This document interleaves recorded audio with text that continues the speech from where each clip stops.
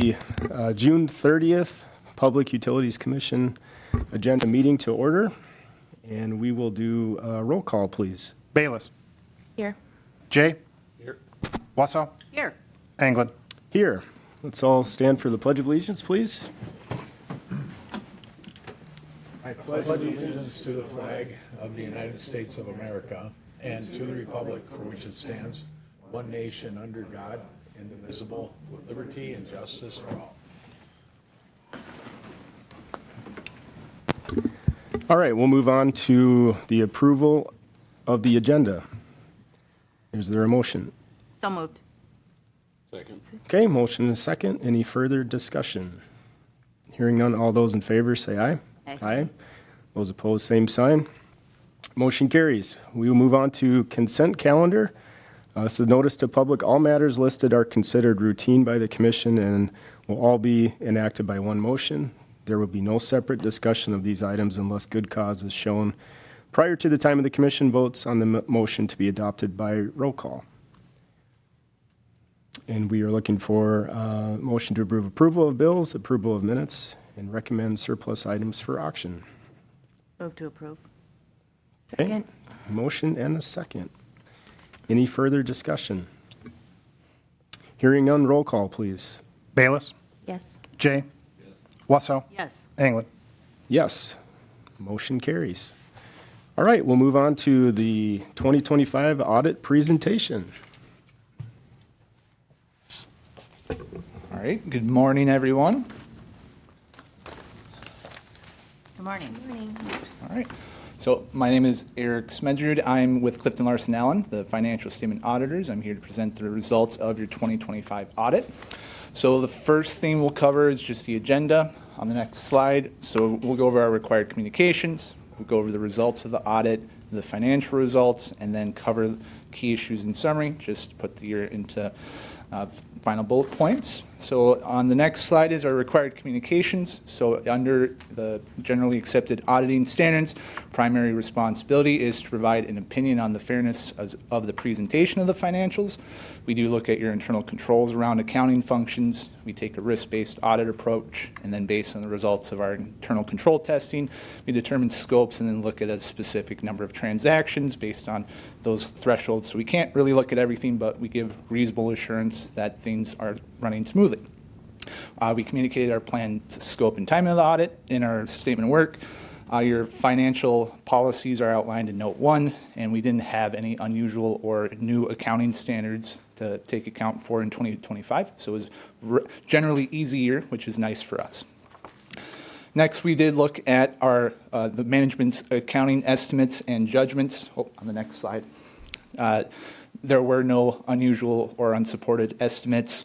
There were no material corrected or uncorrected adjustments that we had. Your disclosures were adequate and clear.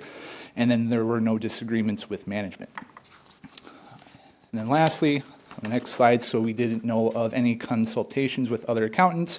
There were no major issues discussed prior to the audit, and then we did not have any difficulties with management. Everything was readily available when we asked for it, and management was cooperative. So very easy audit. Next, we'll look at the audit results. So overall, we did have a clean, unmodified opinion, which is the highest level of opinion we can give.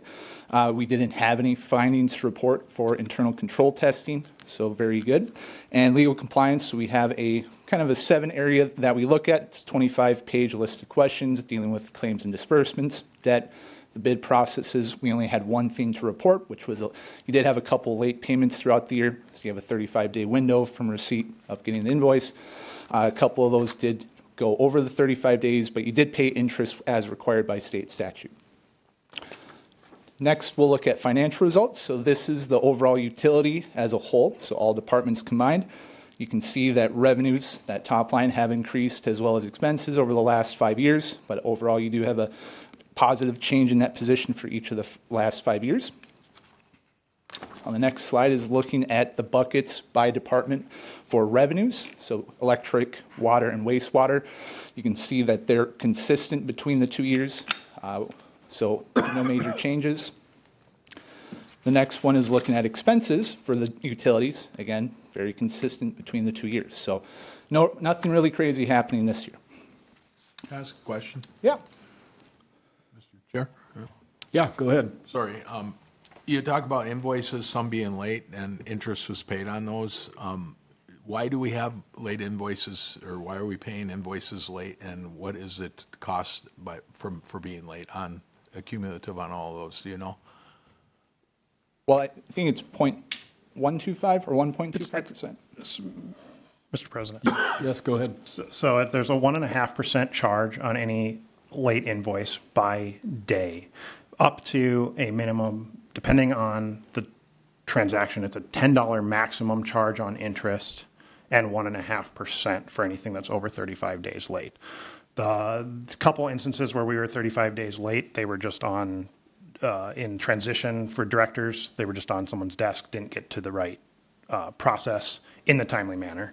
As required by statute, we did make the payment and the interest payment as required by state statute. We have had this happen now for the last 2 years. That is why we moved forward with the AP module, the AP automation module. That was what we brought to commission a couple months ago, that in our hopes that these don't proceed. Do you have a total dollar amount affected then by those late? I do not, but I do not off the top of my head, Jeff, but I can look it up. That's okay. So we should be able to clean it up with the software we got? Yes. Okay. Typically, when we do the late payment to the vendor goes, we're not taking it, and then they credit it back to us anyway.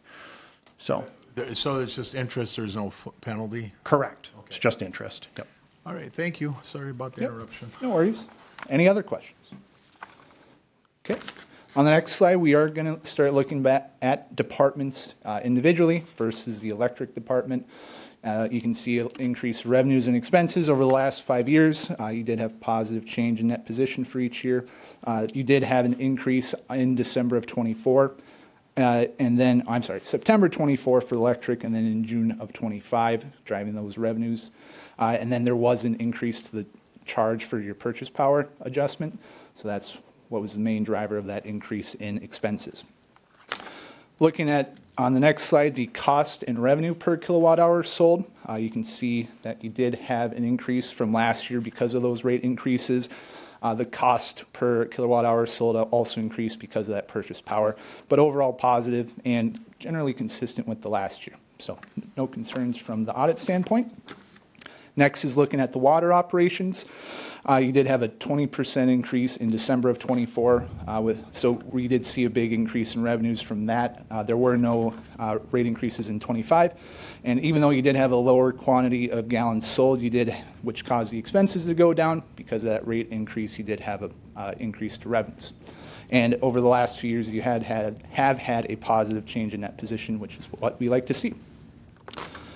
Next slide is looking at the margin for the water department. So because of that rate increase, we did see the revenues go up, but overall expenses did stay pretty much the same because there were no changes. So the increase of the margins is always a good thing to see.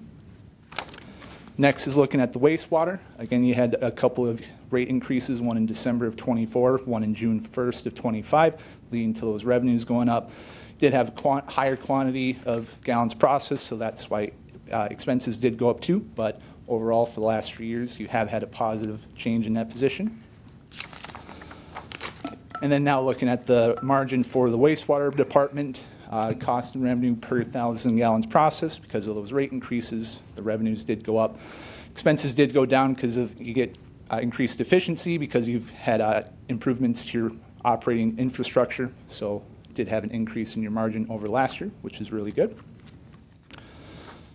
On the next one, we're looking at your total net position. So essentially at the end of the year, what is the equity or retained earnings in your utilities? That top line, that's your investment in capital assets. So that's your infrastructure driving your operations. So you can see it's increased over the last few years as you continue to invest. Bottom two lines are restricted and unrestricted. Generally, these are kind of the remaining amounts of what you can use for your general operations in the coming year. Overall, you have had an increase in each of the last 5 years, and so nothing too concerning from the audit standpoint. Next slide is looking at your total cash and investments. So you can see you've had a decrease over the last 5 years, but that's because in 21 you had about a $5 million bond issuance. 23 you issued a couple more bonds.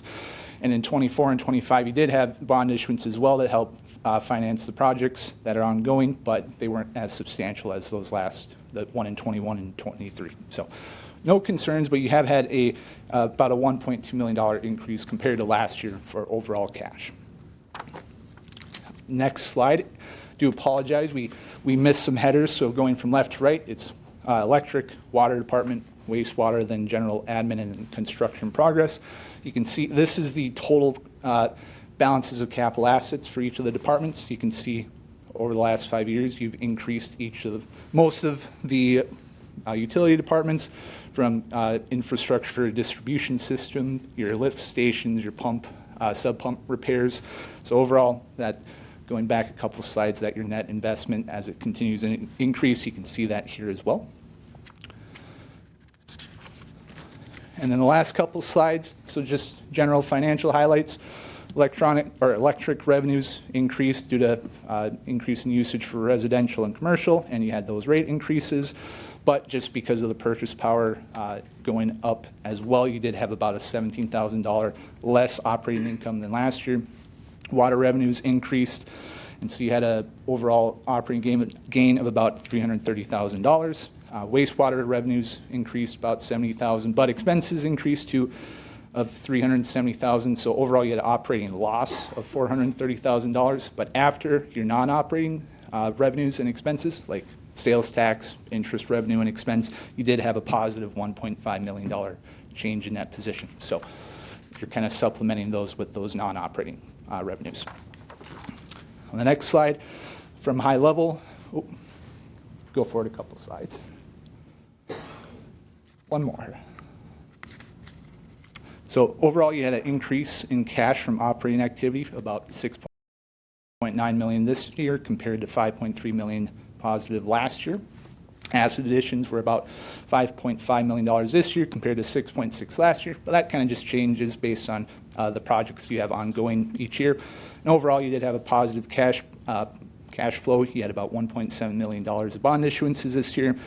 And overall, that I mentioned earlier, you had an increase in cash of about $1.2 million. And on the last slide, just high level, electric had a positive change, but it was lower than last year, but still positive, so no concerns. Water had a change, increase of about $500,000 this year compared to $70,000 last year. And wastewater had a higher change of about $1.7 million compared to $1.65 last year. So in general, we always advise to monitor your margins. As we talked about on the last few slides, you're either increasing or consistent with last year. So overall, very positive from our standpoint.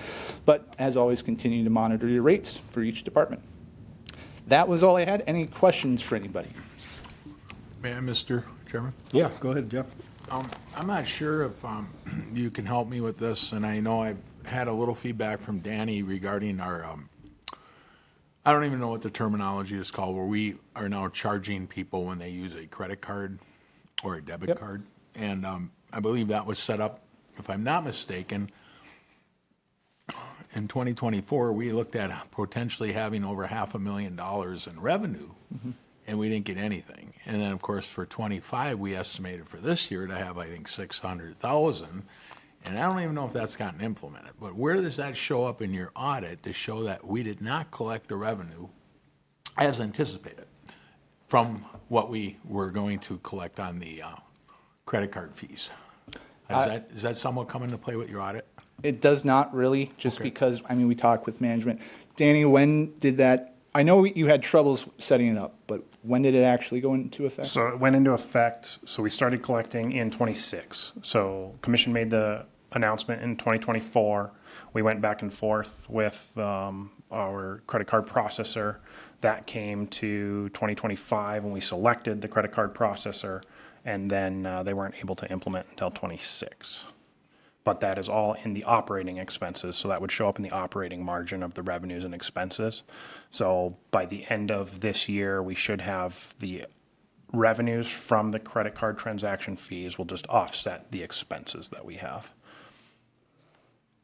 So when we allow people to use their credit card, we are charged. Correct. And then in turn, we're charging them.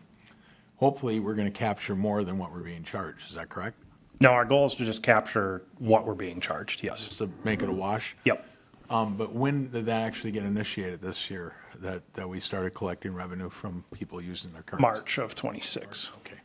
All right, I didn't know if that was something you looked at or not. That's why I asked. It would be part of our redevelop expectations, and just because it didn't happen in '25, we don't add it to our expectations. Right, So okay. we'll account for it next year. So, Okay. Any Thank you. other Appreciate it, Danny. Thank you. Yeah, thanks, Jeff. Any other questions, comments by commissioners? I just have a couple of quick questions. I like when you said it was an easy audit, because that Yes. means that it's not as expensive, and that Danny is doing a great job. less gray hairs for all of us. No, that's good news. My question I had, and I'm glad Nick just came back in, because I was just curious where we left the impact for future monies that we transfer over to the city. Because we talked about a percentage instead on the electric side. And right now you're accounting for, I think it was 700,000 or something like that for the year. How are we, where did we leave that with when the charter, we looked at the charter? Yeah, absolutely. Great question. Sorry, I just had to step out for a moment. You're referring to the pilot, I'm guessing, the Correct. payment in lieu of Yep. taxes? Yes. I think the last agreement that I'm aware of is 3%, 4%, and 5% over the next 3 years of gross receipts, I believe. Does that answer your question? Is that what you're asking? Yes, because I think that's going to have an impact when we budget this upcoming year, because it's obviously going to be a greater dollar amount. Yeah, and as far that's- as the audit, it usually shows up in that restricted cash Sure. because it's restricted for Okay. that purpose. And then the other question, just a comment, I think it was 2004, we increased the rate of our water. Was that correct? In December, yep.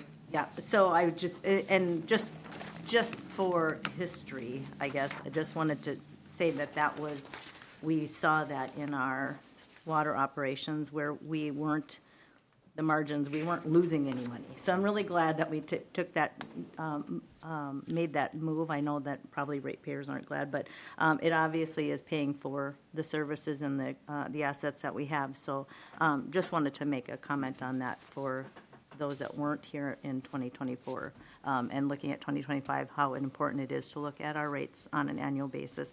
And I think our electric automatically goes, what is the percentage in July? It goes up automatically as well. Average 3%. Okay. Thank you very much. It was great. Yeah. Great report. Any other questions? Any other questions from staff, comments, commissioners? Dolly, I had the same observation with water, having looked at these for a while, so. Okay, well, thank you very much. Yeah, thank you, everybody. It was Yeah. another great year. So. Appreciate it. Thanks, Eric. Okay, we will now move along to public forum. So this is time allocated for citizens to bring matters not on the agenda to the attention of the commission. Time limits may be imposed. Is there anybody here for public forum that would like to stand up and address the commission? Or anybody online? Oh, okay. All right, with that, we'll close public forum. We'll move on to unfinished business. Unfinished business, so we'll see the attached separate memo regarding updates on unfinished business. Did the commission have any comments? Dolly, looks like you do. Got your fingers up in the air, so. And it's kind of I have it for Trent later on, but I can just ask the question here. The development of a plan to be carbon-free by 2040, do we actually have a plan in place? Nothing undocumented, we're just making those steps as opportunities approach. Okay, so, because Danny and I had a brief, and it was just an estimate. I'm looking to see if we can, you do such a great job in your report about, how much the hydro is producing, how much the solar's. What is it costing us per kilowatt at the airport? What does it cost at the wastewater plant? What does it cost for hydro?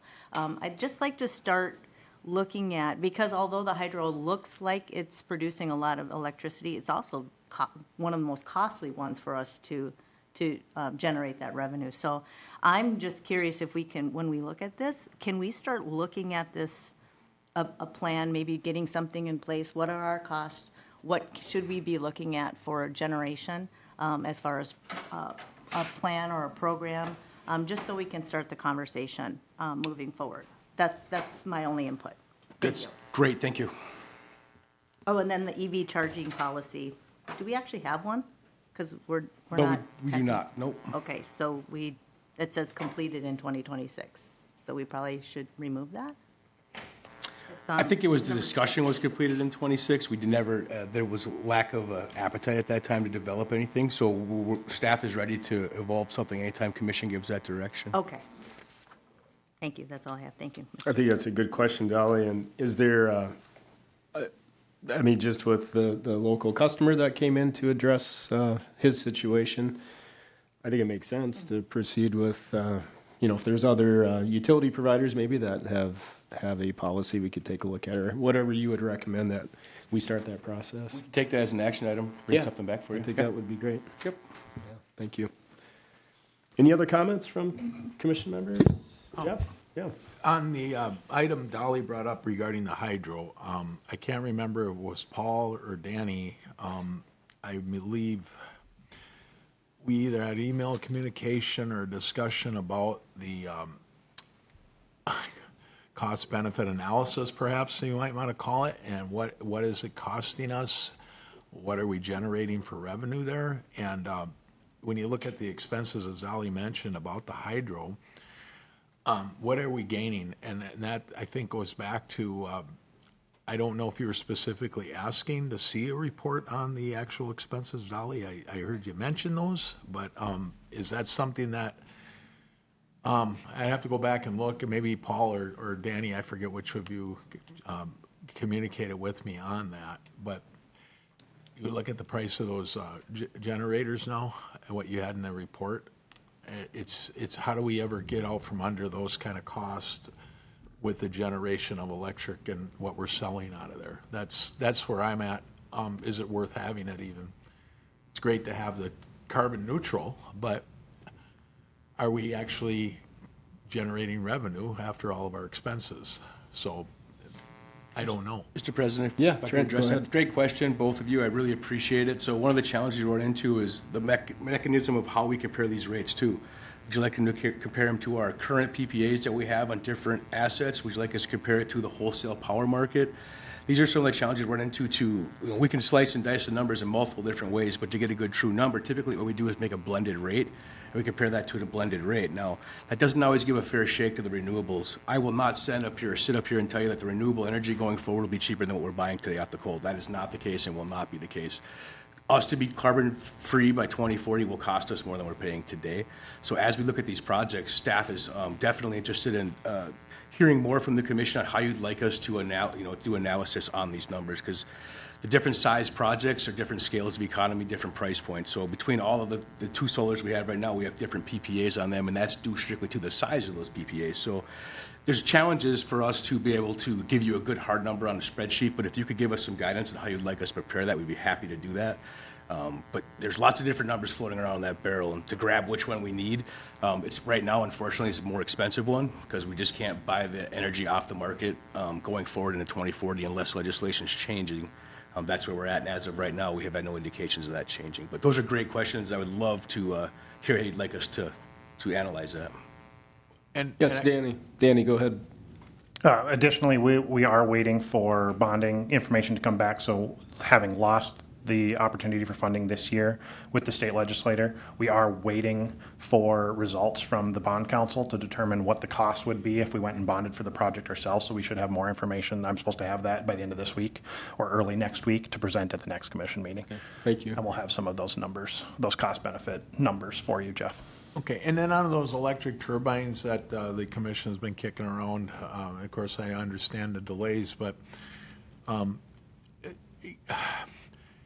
when we look at investing in one of those and whether bonding pays for it or not, I mean, if bonding paid for everything, it's still, okay, if we got all the money from the state to pay for these, and yet we're still looking at when do we ever recover if we were to pay for this ourselves? And I guess my question specifically, are we going to be replacing turbines that work or generating, or those that aren't generating? Are there any there that we have right now that just are sitting there idle that don't generate any power? Currently, all of the generators are functioning when the river flow allows. Right. So we do have all the generators operational. Staff's proposal on the current generator replacement would be to replace one generator in pit 6 that is ready to have a generator put in place where there is not a current generator. The new technology in the generators would allow us to also produce more energy when the river flows are lower. Okay. So that's the goal. And we're looking, my positive outlook on it would be if we could get a 25-year rate of return on that generator investment. We've had the current generators operational for over 100 years.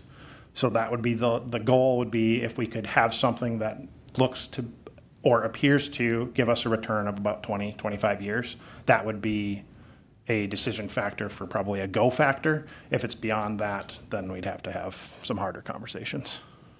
Thank you very much. That helps. It's good, kind of a refresher there for me.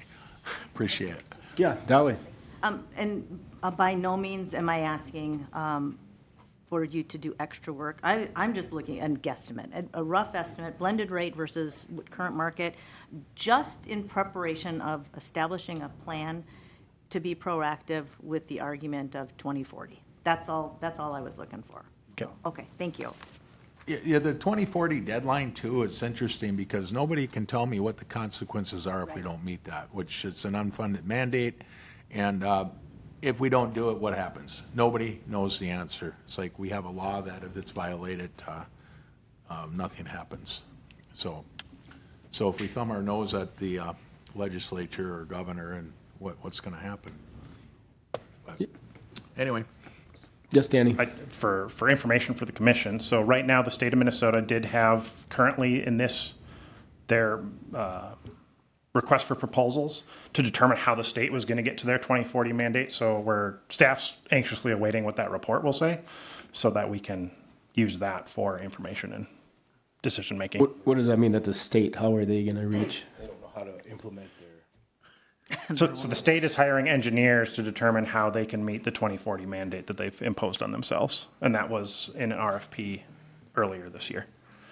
Sorry, Or you have to 25. dumb it down a little bit for me. How are they meaning, what does that mean? I mean, like, they are a customer of power, but they're not a utility. What does that even mean? So they're hiring engineers to determine can the state actually make the 2040 mandate with everybody. All of us. Yeah, Got and it. trying to provide that Hey, sorry, roadmap I thought you meant for them themselves. No.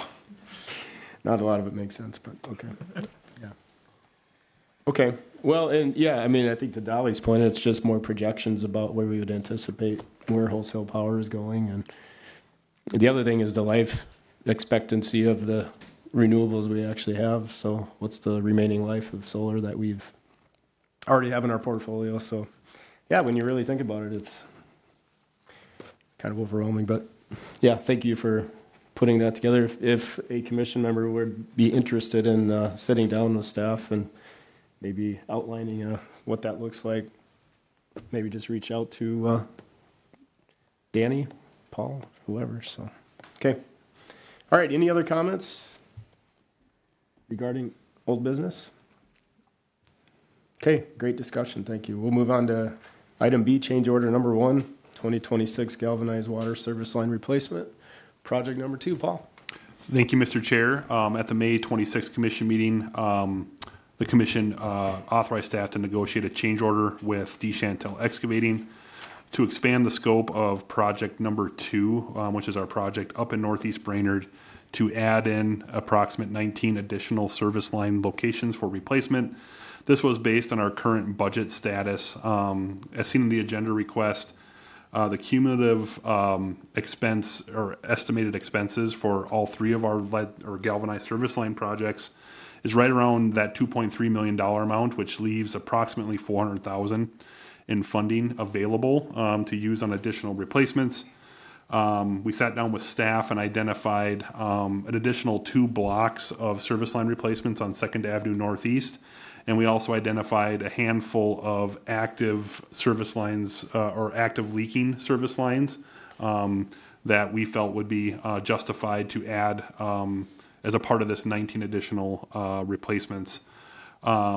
With the negotiated change order that you can see attached with DeChantel, That total dollar amount, based on bid unit costs, is coming in right at $190,403.25. That gives us, about $190,000 or $200,000 remaining in our budget that we would like to kind of hold until we get through, maybe halfway through the project. And if we see things coming in well, moving through this project, we may come back with another request to add on some more, depending on just how things are going, how any unknown things that we may run into during construction.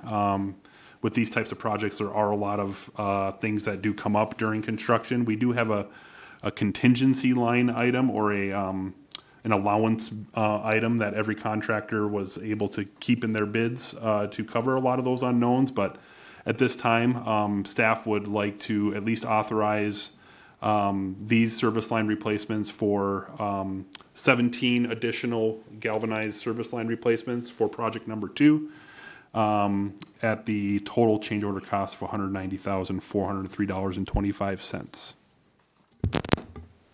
Thank you, Paul. Any questions, comments by commission?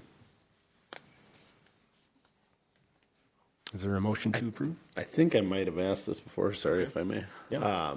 Why is there another mobilization fee? Wouldn't there have been a mobilization fee on the original? Yeah, this was a topic of discussion we had with DeChantel during that change order negotiation. Brian is here to maybe talk a little bit about that.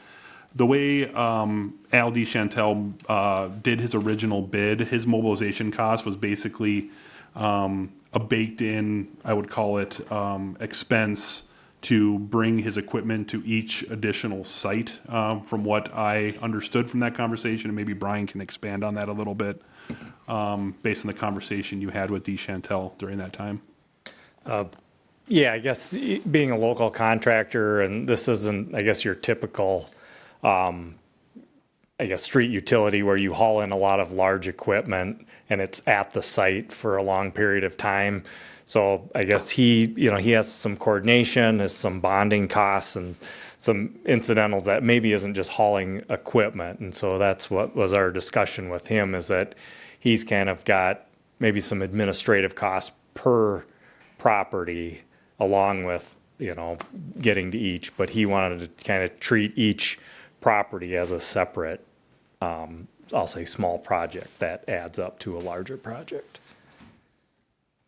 Okay. Is that what you're seeing with other communities that you work in with this type of project? Is it?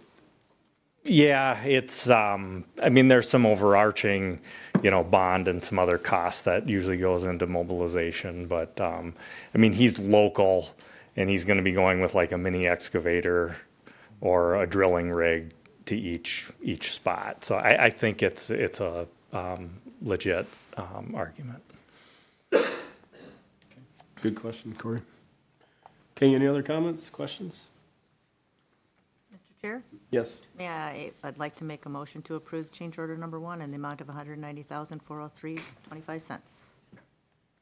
Okay, there's a motion. Is there a second? Second. Motion and a second. Any further discussion? Hearing none, all those in favor say aye. Aye. Aye. Those opposed, same sign. Motion carries. Okay, we'll move on to item C, 2026 backwash reclaim tank construction manager at risk. Construction manager at risk, project pre-qualification and bidding phases and construction authorization. Thank you, Mr. Chair. So at the April 28th Utility Commission meeting, the commission established the guaranteed maximum price, GMP, for our reclaim backwash tank project at $5.3 million. That is the maximum price that the utility would pay for the construction of that reclaim and backwash tank. When the commission established that GMP, that figure, again, represented the maximum cost. After that time, the construction manager at risk, who is Rice Lake Construction, goes out and pre-qualifies bidders through a pre-qualification process. Those are forms that are submitted to the CMAR and the owner. And we pre-qualify those contractors based on previous experiences, work history, and any other maybe issues that they've had on previous projects. Once those contractors are pre-qualified, they go into the competitive bidding phase, and that is what has been completed and what we're sharing with you today. The total bids so originally, we have this contractor contingency in that 5.3 million that was set at 225,000. That number continues to carry forward. So that 225,000 is a contingency that's already baked into the project. After competitive bids were opened and we went through a process of reconciling those bids, the project came in very favorably, and we were able to generate an additional $196,640 in owner-generated contingency. That means, the bid packages came in such a way that they were under the GMP, that $196,640, which means that owner-generated contingency is stuff that we can utilize if we choose during the project for owner-directed changes. If we do not use any of that owner-directed contingent or owner-generated contingency during the project, that would get returned to the utility, and we would not have that construction cost. So the total contingency amount as the contract is today is $421,640. And so if none of that is used during the project, that would not be paid to the contractor, and we would have a reclaim tank that gets built for much less than the GMP that was set at 5.3 million. This is really informational only at this time because the commission set that GMP. We've opened bids and we've seen the results of those bids. We have authorized Rice Lake to move into the construction phase for the project. That GMP remains unchanged. Any owner-directed changes would be brought to the commission, or any unknown changes that 225,000 contingency would get used for would get brought through a formal change order process to the commission at future meetings. And so the project is moving forward as planned. And the bid results were very favorable. And Morgan's here to answer questions. I'm here to answer questions about the process. So certainly we're willing to answer those at this time. It looks like Danny has something. Just as a reminder, we have $5 million coming from the state for this reclaim project. So if we don't use any of the contingency, we'll have the reclaim tank under the $5 million.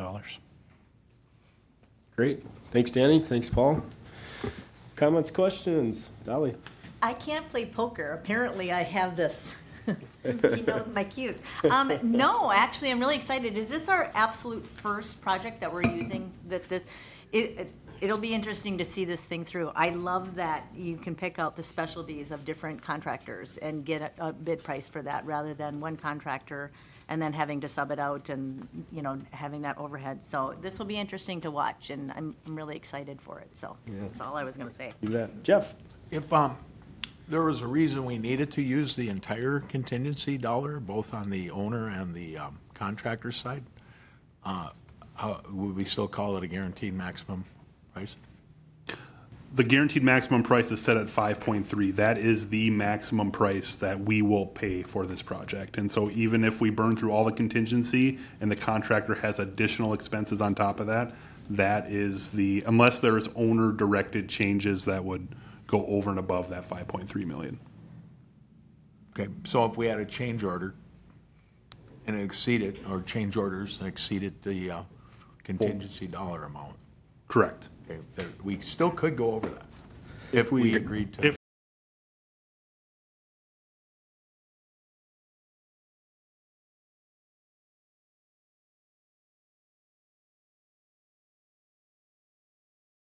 They're owner directed. If we direct. Yeah, so for example, one thought process is like, hey, the contractor's here, we want to do this other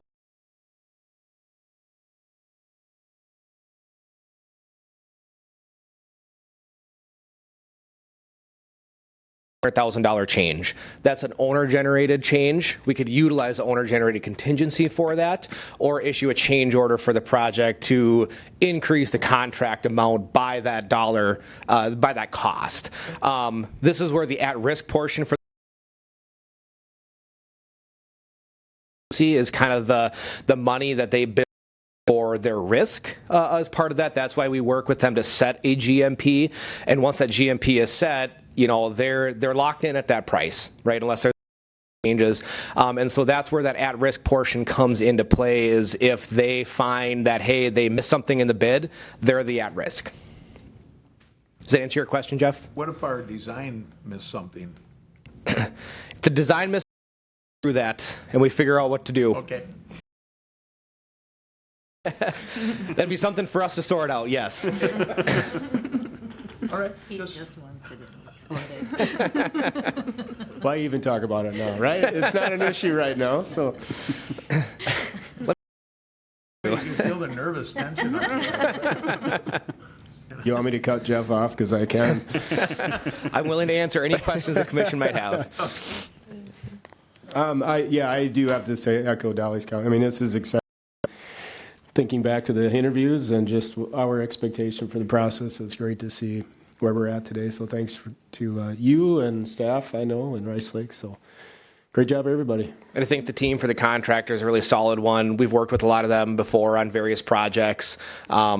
A lot of them are local contractors as well, so there's in for them to do well in the project, and we'll have staff on site monitoring construction, doing critical point inspections, and making sure we manage everything effectively out in the field to ensure that this gets built correctly, for one, and also that it meets timelines. Awesome. Thank you. Thank you. Appreciate it. Any other questions or comments? High fives all around. All right, we'll move on to item D, approve amended BPU policy 2003-07, tenant landlord responsibility for vacated rentals. And we will have Danny take this one. Thank you, Mr. President. So as part of this month's agenda, we have 3 policies for Commission's review. The first policy is the 2003-07 tenant landlord responsibility for vacated rentals. The primarily change to the policy was just updating it to the new template that was approved. The one question that staff may have that we'd like to bring up to Commission is in the policy, some grammatical changes, his, hers to there, but BPU will notify the owner of the vacated property after the tenant's final billing is complete. Staff had a lot of internal discussion related to this sentence. Utility practice for utilities to send this notice to our landlords. One unique thing being our municipal utility, we have more rentals than we do landowners. We have like 54% rentals in the city of Brainerd. Staff decided to leave it in so that the policy didn't change as significantly, but wanted to bring that to Commission's attention. If you wanted to change that sentence, staff, that was the item we wanted to bring to your attention. At this point, staff just elected to leave it in. We have about 30 to 45 of these letters we're sending monthly.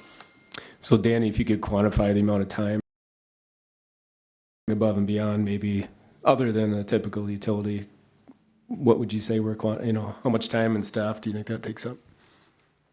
You got the letters and the mailing of the letters, you're probably at an hour a month.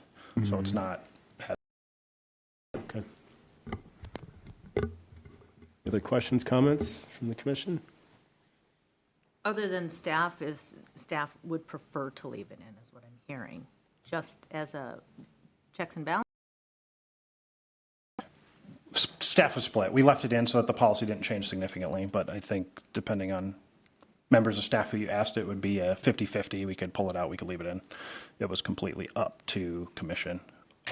I elected to leave it in so that the policy didn't change as significantly. Yes, Corey. I mean, I would think that it leaves less chance of us getting stuck with bills or spending time on collections. So I think it's, especially since we're 54% rentals, but I think it's okay for us to be better than other municipalities in that sense. But We did add in the policy language that we will not be held accountable if that letter does not get sent to the landlords, but policy it is that the landlord automatically takes the account over if the tenant decides to vacate the property. And that's all the letter is saying, is that this tenant vacated the property, you're now responsible. They would. But If we did change the policy and took that out and put the onus completely on the property owner. How long do you think that would take to implement? So we would send out a notice, and, I mean, would there be a 2-month time frame just to say, just so you know, our policy is changing, so in a couple of months, just so that they're fully aware, or what do you think? It's not a change in it's not a change in statute or a change in policy. It's just whether they receive a letter before finding out on their bill. So the bill automatically transfers. So they'd find out When they get the bill. they get the bill. That's basically how they'd be notified. So there might be a 2-week lag. So they might get Sure. a letter, and then 2 weeks later they're getting the Got bill. it. But Okay. the bill has already been transferred into their name at that see. time. So my only question on this one is the responsibility if I was a property owner. You didn't notify me, right? It goes back to here. You said you were going to notify me. So my question is if we did want to leave it in there, would we just simply say Brainerd Public Utilities will mail the owner of the vacant property? Knowing that we're going to mail it, if it doesn't reach it, we mailed it. I mean, do you see what I'm saying? Because I feel like how it's written right now, the onus is on us that we will notify them, period. And if we don't,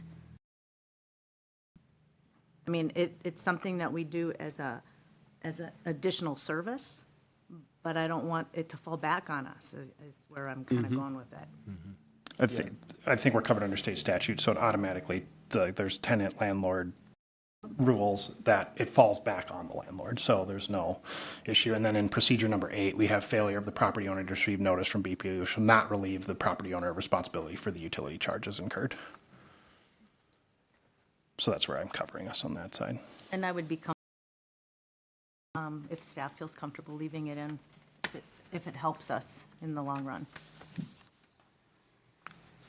Yeah, is it a proactive measure that saves time down the road? So, and I don't know, is it something that we continue to increase and maybe it becomes can more do of a that. burden? Staff recommendation, we do approve as presented, and we can then monitor it. Okay. Any other questions, comments? Looking for a motion? Is there a motion? I'd make the motion to approve the amended BPU policy 2307. Second. Okay, motion is second. Further discussion? Hearing none, all those in favor say aye. Aye. Those opposed, same sign. Motion carries. We will move on to approve amended Brainerd BPU policy 2005-09 customer deposits. Danny. Thank you, Mr. President. So this is the second policy we have for you today, the customer deposits policy. This policy, updated to the current template, probably has the most significant changes in verbiage when we look at the policy statement. Now, the reason for that is when staff looked at the policy statement, the previous policy statement had a bunch of procedural items in the policy statement. So the overall policy has not changed. Its verbiage has changed. The policy statement reflects a shorter policy statement. However, everything that was in there was captured in the procedures. So that's really the only change to the policy. Instead of it being in the policy statement, it's in the procedural pieces. Staff went through, we checked, we made sure that we've had all of those items captured. In essence, there was no change to the customer deposit policy, just in the template changes. Okay, thank you, Danny. Questions, comments? The only question I have is, Mr. Chair, if that's okay, is the deposit, if I was reading this, the deposit is returned after 12 months of on-time payments with interest? Okay. That's all I just wanted clarification on that. Thank you. That interest rate is also set by state statute. Got it. Thank you. Okay, is there a motion to approve? So moved. Second. Motion and a second. Any further discussion? Hearing none, all those in favor say aye. Aye. Those opposed, same sign. Motion carries. Okay, approve amended BPU policy 2005-06, metering of multi-unit dwellings for rentals. Danny. Thank you, Mr. President. Third policy for you today is 2005-006. The policy statement relatively stayed unchanged. What we did remove is some of the statute language from the direct policy statement, put it in the template section under the compliance, and then we added and/or plumber in the third paragraph. Those were the only changes to the policy statement. The rest was just a template update. No other significant changes in the policy. Thank you, Danny. Any questions, comments? I have one question on item number 4, the policy statement. The last sentence in there, the property will also have to be inspected by BPU personnel before the account will be put in a tenant's name. Do we actually send somebody out to the property? And is there a fee for service to do that? We do send people out to the property, and I believe there is a service charge. I don't know in this situation, do we?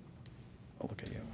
And then I'll look into it. where are the reports filed when we do this? Is this kept, do we keep these on file at BPU, or is this with the city with the rental piece of it, or where is this? We keep them, we keep, a lot of our items are kept in the mapping system so that we can track that, and then it transfers over to billing. Billing, okay. And city, the rental department can see that as well, right? The building, whoever does the rental inspections, can they, I mean, you guys have done such a great job working with that other department here at City Hall with the permitting for rentals. I'm just wondering if some of this stuff is. They do not have direct access to the system, but we have permitting emails and different things going back and forth regularly. Okay. But they do not have access to the system presently, no. Thank you. You bet. Thank you. All right. Is there a motion to approve? So moved. Second. Okay, motion and a second. Any further discussion? Hearing none, all those in favor say aye. Aye. Aye. Those opposed, same sign. Motion carries. We will move on to new business, starting with legal services with Flaherty and Hood for cursory review of sewer use capacity agreement between City of Brainerd and City of Baxter. Paul. Thank you, Mr. Chair. So back on May 1st, city staff met with representatives from the City of Baxter to discuss the sewer use and capacity agreement between the two communities for the wastewater treatment facility. That original agreement was signed back in 2007, and that was initiated for the original expansion to the wastewater treatment plant, defined capacity agreements and strength charges that we collect from the City of Baxter. All of that is outlined in that 60-page document. With our ongoing work with Bolton and Mink for the wastewater treatment facility plan, which you all saw a presentation quite a few months ago on. The next phase of this project and the next kind of scope of work that we've identified as needing to be reviewed not only by the Commission but the Joint Wastewater Management Board would be to dive into our sewer use and capacity agreement with the City of Baxter and identify changes or amendments or rewrites of this document that need to be made moving forward as we look at implementation of the Phase 1 biosolids improvements and that limit-driven Phase 2 for the liquid stream improvements. After that meeting with Baxter staff, we met internally with our staff just on the city side, and then we subsequently met with Daniel Marks from Flaherty and Hood. He was an integral part of what we did back a couple years ago with our delegation agreements and things that happened with the MPCA at that time. Daniel is an environmental attorney with Flaherty and Hood that provides services specifically to kind of an arm of the Coalition of Greater Minnesota Cities, MESRB. Charlie and I were just at the conference here a few weeks ago. Daniel is kind of the lead for the MESRB group that represents outstate communities with the MPCA and wastewater, anything wastewater related.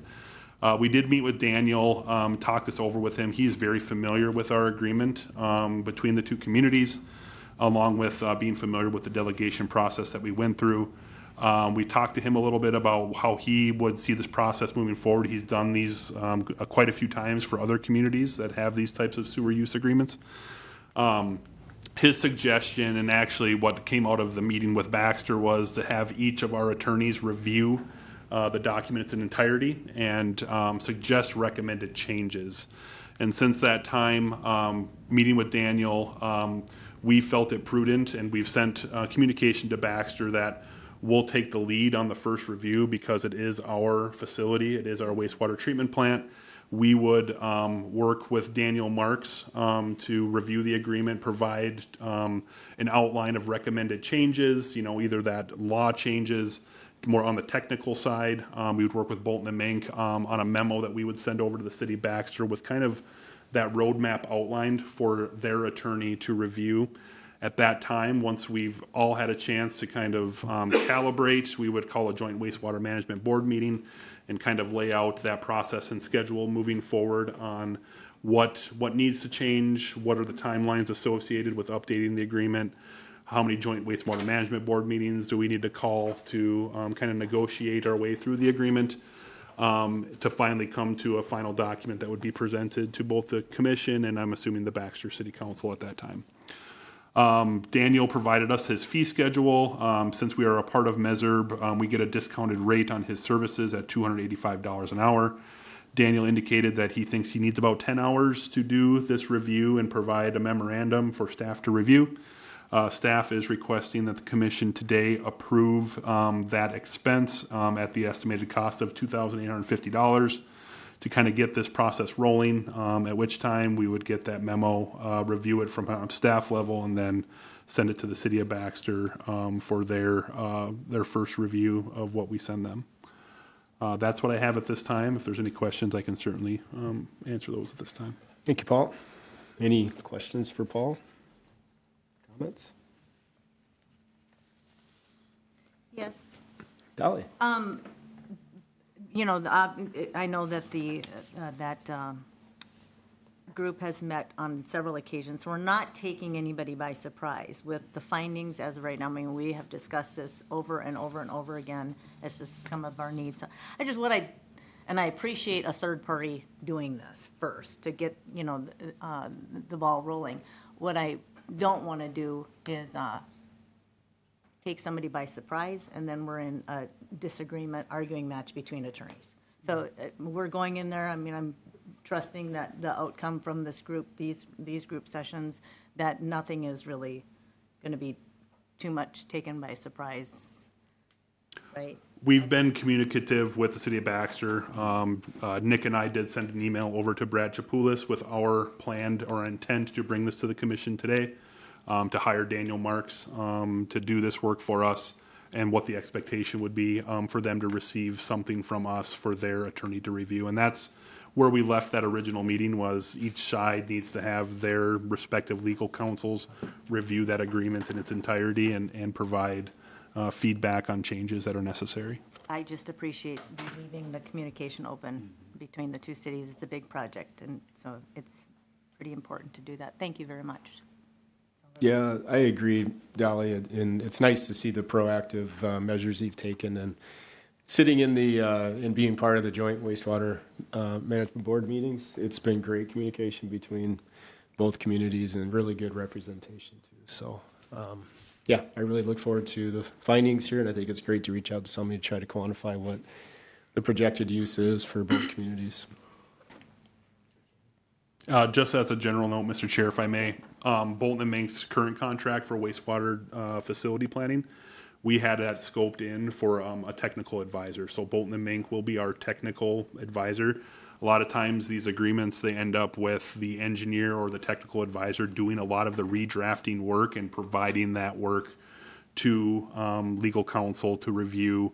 And so we see kind of Bolton and Mink taking the lead on a lot of the rewrite of the document based on the technical information provided in the facility plan. And then that information would be distributed to legal representatives from both cities and further to the Joint Wastewater Management Board as we move through that process. Yeah, great. Thanks for that clarification. Yes. Question, yeah, go for it. So are we, in the future, could there be more attorney costs if Baxter does not agree with what we come up with? Yeah, so there is going to be more attorney's costs that result from this. I'm assuming in our 2027 budget, we will so with Bolton and Mink's original budget for the facility plan already approved, that budget's already been set aside in 2026. We do expect, during the rewrite process, this is kind of the kickoff to the rewrite process, there will be additional attorney's fees on both sides that You know, I believe council liaison Chesak asked this question in an email yesterday to me: is will this go through our split allocation with Baxter at the 1/3, 2/3 for these legal services?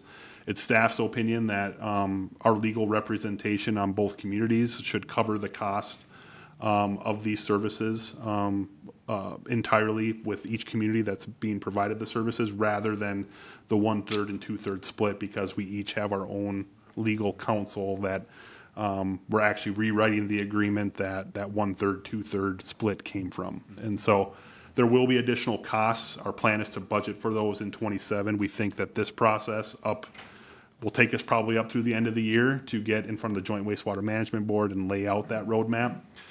From there, we would engage with Flaherty and Hood to, once they know what the scope of the project is, what the schedule is, they'll be able to better define what their costs are going to be moving forward. Yeah, that was my next question.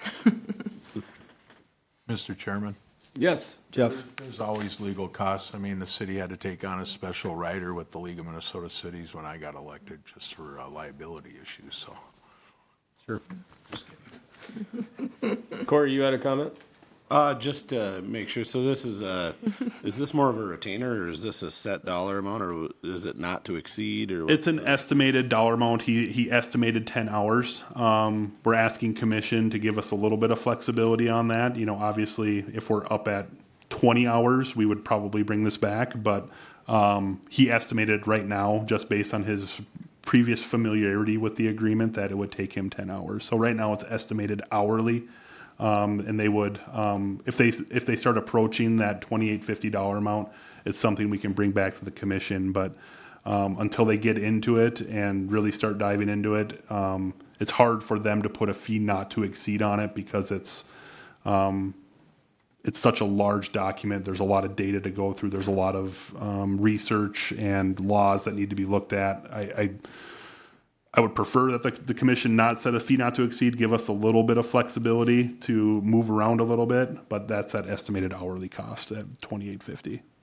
Should there be a different rate that's set as a not to exceed before it has to come back to commission then?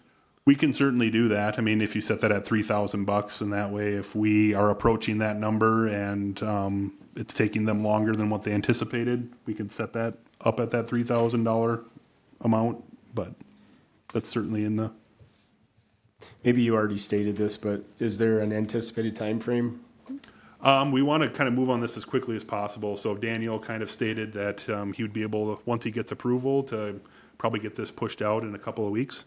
But the phase 1, 2, 3 is, so 10 hours is within a time frame, which Yep. is that pretty open-ended too? I would say 10 hours within the next 2 weeks. You know, he's going to have it. He's going to have that turned around pretty quickly for us to review. Got it. Thank you. Yep.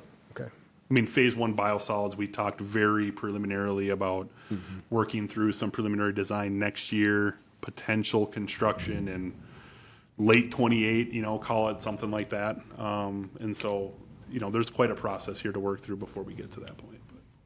With the amount of communication between the two communities, I feel as though it'll be a smooth process from that side of things. But it's a good question. I mean, what can we, is it a not to exceed or not? But and if it's a 2-week time frame, that helps too. It's not over like a 3 to 4 month time frame or something like that. And is it something that, like, time is of the essence? Like, if you had to get more money, would it be an issue, the fact that it's a 2-week time frame? Like, not that I'm advocating spending more money, but I'd be more likely to say, like, let's set a not to exceed of 4,000 instead of saying, oh, we got to call a special meeting to get a little more money here.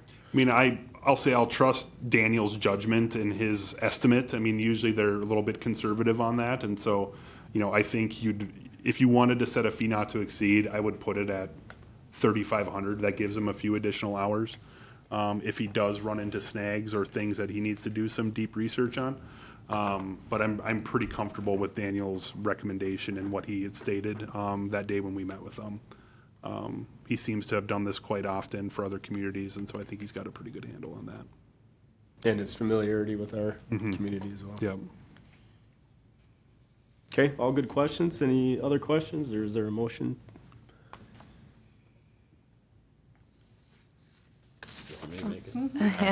I'll make a motion to approve the engaging in legal services with Flaherty and Hood of not to exceed $3,500. Yeah. Okay. Second. There's a motion and a second. Any further discussion?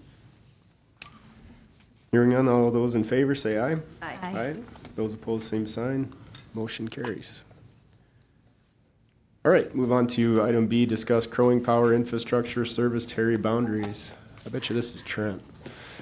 Thank you, Mr. President. I'll try not to get too long-winded on this topic, but essentially the summary of issues that we have before us here is the impacts of the business, or excuse me, the 371 project that we're going to see in the next couple of years over in Baxter. We've got to see some of the preliminary drawings. They're at about 30% plan set right now. We've identified significant impacts into our current electrical infrastructure serving that portion of our service territory. That particular area is unique into the spot to where it's right in the very corner of our service territory, so we don't really have much more room to grow.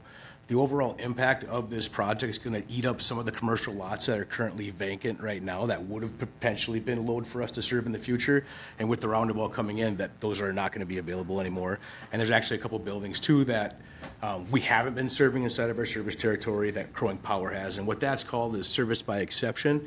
It's not unheard of when utilities have borders that abut each other. Sometimes it's closer for the neighboring utility to serve that customer, and they're allowed to do that until that incumbent utilities infrastructure gets out to that spot, and then you start to serve that customer. So as we started looking at this project, it gave us a broader understanding of what the impacts would be there, and we wanted to have a meeting with Crowing Power, and we did that. So we met with the folks out there, and during that discussion, it came up to say, hey, we have a few other spots in our service territory that we're serving customers that are Crowing Powers, and where they're serving some of ours in other spots. The goal then was to take a holistic approach on all of our service territory and look to try to bring everybody in that we can. What would the cost be to pick up the customers that they're serving or that we're serving, and just have a real collective conversation in that. And through those conversations, we've done some numbers on what the parcel will be or the service extension will be with the impacts to the 371 project. And we're coming up to about $268,000 of estimated project relocations for that. There's not going to be many meters for us to serve over there when it's all said and done. So through our conversations, we talked about condensing or relooking at the service territory boundaries, and I think that that's really what our ask is today for the commission to continue to give us the opportunities to negotiate with Crowing Power, clean up some of these service territories. This is a negotiation, so I'm being very 1,000-foot view on some of this because this is a negotiation with Crowing Power as we sit down at the table with them. There is some things that we can talk about and not talk about as far as confidentiality for customer stuff in a public meeting like this. So I'll kick it to Danny too to throw in his 2 cents on it, but we're open for questions, but some of them might be vague at this point, unfortunately. Okay, thanks, Trent. Danny?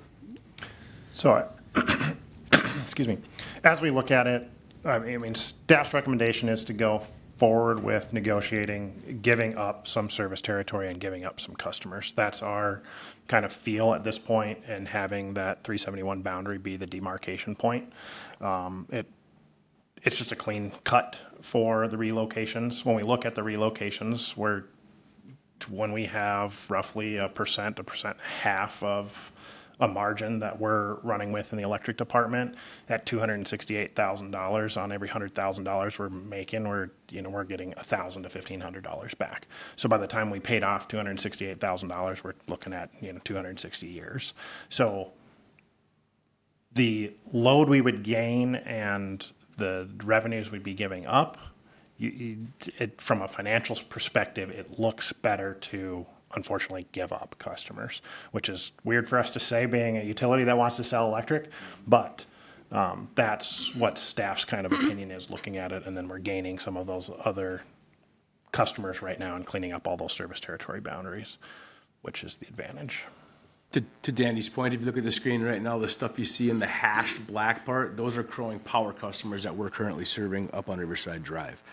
You can see the red line that runs through the boundary. That is our service territory. The green color is BPU service territory, and the pink or magenta is Crowing Power. So as you can tell, our service territory lines abut in really strange places, sometimes right through the middle of a lot, and at that time it's a conversation between us and Crowing Power how we want to serve those lots. This would be a spot here where we'd go and Brainerd Public Utilities, we would adjust our service territory line to encompass these customers. They would do the same over there by the 371 project to encompass that service territory. And there's one other spot on Highway 25 currently, which is just one residential customer. But that's kind of the tit for tat as we look into this. Staff's appetite would be to negotiate with Crowing Power to have them do the legwork on the service boundary changes with the state of Minnesota PUC to get that all done, to have the onus on them there for that work. But once again, that is a negotiation with them. Great, thank you. Yes, Jeff? Okay, so the horse trading that goes on here, you're not suggesting that any customers, and maybe I missed it, so if we give up customers, we could possibly then gain, but that's not part of the equation, right? It would be, yeah, that'd be the holistic approach we'll like to take at this, to clean up all service territory boundaries in this conversation with them during this negotiation. So the spots that we're currently serving, we would retain them and keep them in our service territory. Crowing Power then would adjust their service territory line to show them being in Brainerd Public Utilities.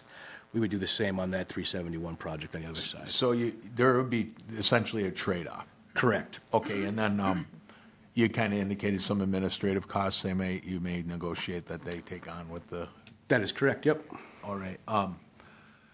I like the numbers you put out there to show the return on that cost is pretty low or non-existent for the most part. So anyway, I appreciate the info and look forward to seeing what decision is made.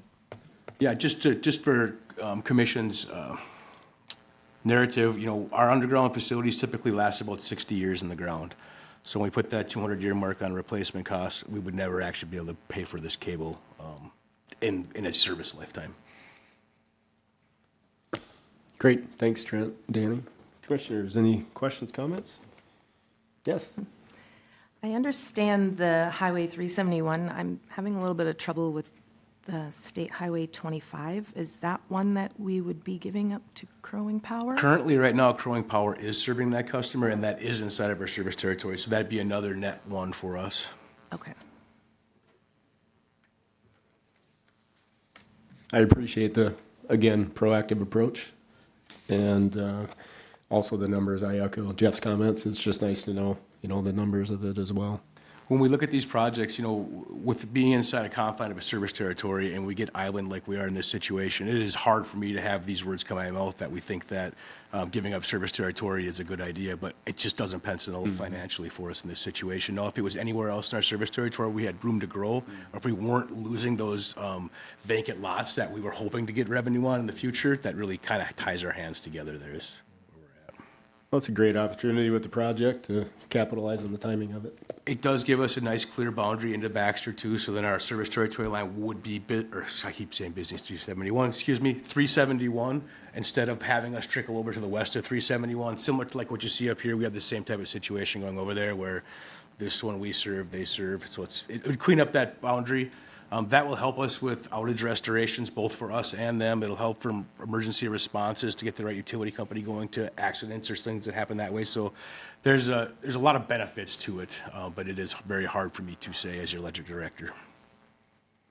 Are you looking for a motion or just, is this for general discussion? You are looking for a motion to just proceed as presented? The motion would be to allow staff to continue to negotiate and execute this service territory adjustment with the confines that we addressed today. If we had anything outside of that, we would definitely bring it back to the commission for further consideration. But essentially what we would do now is trade out these spots with, of course, negotiation with Crowing Power, but just kind of clean all those lines up. They had the appetite for it in the meeting. I think this is a very easy conversation, and I think it's a win all the way around for both utilities. Okay, thank you. All right, any other questions or discussion? Yes, Jeff? What kind of legal fees would you look at having to do this? It's a great question. Hopefully zero from BPU's perspective. That would be what we'd be negotiating. Okay, thank you. Okay, is there a motion to approve? I'd make the motion to approve the continued negotiations with Crowing Power for the service territory reconfiguration, I guess. Second. Okay, motion and a second. Any further discussion? Could I make an amendment to the motion? Maybe. Proposed amendment would be to not exceed the territories proposed. Oh. Yeah. Yeah, I would, yes. Just, I don't want it to get lost in. Yep, I agree. Agreed. Okay. Do we want to vote on the amendment, or can we just adjust the motion? I guess that's the question. Both motioners agree Or- on that, Mr. Chair. Agree on I that? agree. Friendly Right. The friendly amendment. Friendly amendment, okay. Okay, Thank you very much for your yeah, consideration. you bet. Thank you, Trent. All right, all those in favor, say aye. Aye. Those opposed, same sign. That guy's got a lot of guts down there, man. All right, thank you. That was, thank you for all the helpful information there. All right, item C, discuss Northland Arboretum billing related to BPU policy 2005-07. Trent? All right, thanks Presenter. for having me, Commission. Go ahead. My name's Trevor Pumney. I'm the Executive Director of the Northland Arboretum. I'm also representing Sertoma, Service to Mankind today, by proxy, I suppose. I think the discussion today is in January, Sertoma received a notice, 2005-07, inactive meter policy. And you guys have a way harder jobs than I thought before I got here, so now I'm feeling a little inadequate. But essentially what's happening is we have 16 metered accounts at the Northland Arboretum. I wasn't here when the handshakes were done to make all this, however this worked out. There was some ski team stuff and Sertoma stuff. I don't fully understand it, but Sertoma came to my office and handed me a BPU bill. And I was like, okay, well, those are your metered areas. And they're like, well, we only use them for a month. Those are your metered areas. And I was like, I didn't know we had 16 metered areas. And so I'm just now learning about how all of this works.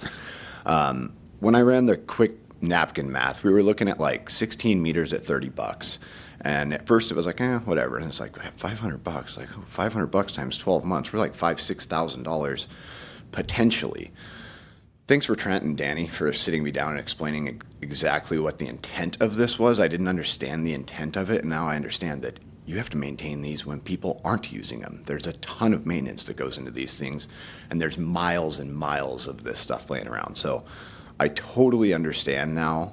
They explained it to me like I was a 5-year-old, which I greatly appreciate. What I'm asking for today is either some sort of amendment to the policy, or I know that you probably don't want to do a variance or a major change in policy. I understand that. That would be a ridiculous ask. But if there's some way we could do like a trade agreement or a sponsorship or some way to offset the cost, because Sertoma is essentially going to withdraw. And I don't mind being in the news, but that's not why I want to be in the news. That just is not going to be fun for me. It's not going to be fun for anyone. It's not going to be fun on Facebook. So if there's any way we could reconsider how this agreement is created, or if there's a way to do like a sponsor a monster to offset costs, and then you get 3 million social media views or something. I'm open to anything except canceling Winter Wonderland. So our haunted trail also relies heavily on these meters. And so we do use them for December and we do use them in October. But outside of that, they sit largely unused. As we implement forest ice skating trails through the woods, we have 5,000 people come to town, and we have 30, 40 different states who are serving and several counties. We want to expand more service. Jim's Electric and Jesse Grant came out and they're like, oh yeah, we can do this for $55,000. We'll just add in a bunch more boxes and a bunch more meters. And now my board's super freaked out. So we're just like, more meters isn't feeling like a good thing right now, particularly if this is the way forward. But if we can work something out, then I think my board of directors would feel a lot more comfortable, and hopefully we can work out a new agreement with Sertoma that's not written by a typewriter from 20 years ago. So anyway, those are the things I pick up on a daily basis. Yeah. Okay. Well, thank you. Yeah, very much for being here in person. And I feel like a 5-year-old too when Trent talks to me. So he educates me every month. So you're not alone. Perfect. Yeah, appreciate the opportunity to listen to, I guess, your perception of everything, and I guess what you've been learning about and the history behind the current situation. So, Trent, would you like to just provide a little bit of context for the commission and those listening, and how did we get here, or maybe where we're at, I guess, and just for me, the infrastructure side of things, that's just simply out there, and how that serves as property. It's a great question. So, historically, how we got to where we are today, to your point, there's not a lot of good documentation, and some of this goes on for years and years and years. As you guys know, the Arboretum was the garbage dump at one time, so we've had fingerprints and pieces of that out there since the dawn of time. As the services relate to the Arboretum's general function, their main building and all of that is served underneath a meter they use every single day. But to his point, many of the stuff is spread out across 40 acres out there, and so to get those electrical needs each one of those spots, BPU has invested in the infrastructure to get those, basically the outlets to work out in those areas. Over the time, it was probably a spot where we were probably falling short on our revenues, is how we were operating it, and this is why the commission brought this policy forward, or brought this policy to the commission to make sure that the wire we're putting in the ground is getting paid for inside of its life expectancy. If we don't do this, we run into troubles down the road, not being able to fund projects. So I think it's really depending on the commission and which way they would like to go for this. I mean, operationally, as it comes to dollars and cents, this is a policy that was made to make sure that we can replace our equipment going forward. This is definitely a unique situation where these assets aren't getting used on a 12-month basis. This is probably one of the only spots that we have in our system that fall in this unique situation. Pretty much everything else is on, or it's somebody that is what we call a snowbird, where they're leaving, get out of here for the winter and come back. Otherwise, this is probably the only unique situation that we have that applies to that. I'm not sure if I'm capturing your question, but that's kind of how we get to where we're at today. It does, thank you. And then this is just a question, but the amount of meters out there, is there a way where an investment could be made to reduce the amount of meters? And is there a way that just as a landowner, you could rework the infrastructure and maybe reduce the amount of meters? And it would be an investment, but then in the long term, would it save money? It's a great question. So one thing that comes to mind is looking at primary metering the site.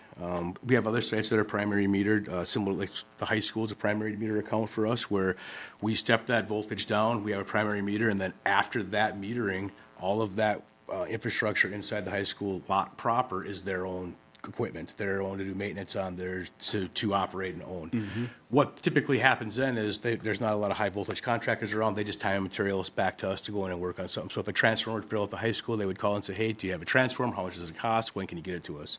And that's how we would go through that. It'd be a time and material basis. This potentially could be an opportunity to do something like that. Typically, when we use primary metering, they're very large revenue accounts. There's a pretty big load when we go to primary metering. Another one would be the Burlington Railroad shops. That is primary metered also. So we serve the power to them, we meter it, and then after that, it's their responsibility to take care of it from there. That'd be one opportunity. We could definitely put some numbers on a piece of paper and see where that pencils out. The one unique situation also is we have two feeds coming into the Arboretum, so we have two different spots we have to look at metering or move some infrastructure over. Consolidating meters might be an opportunity on your side where you guys could take some more of that secondary wire and tie it together and remove our meters, so you'd have longer runs of secondary. That just comes to on your end. It's more maintenance and stuff along on your lines that you'd be bearing the cost of that on. Okay. But I think there is opportunities to be able to get through some of that after we do a phone training. But those are things that we could look at. I think today the question really has is, does the commission have appetite to amend or change this policy?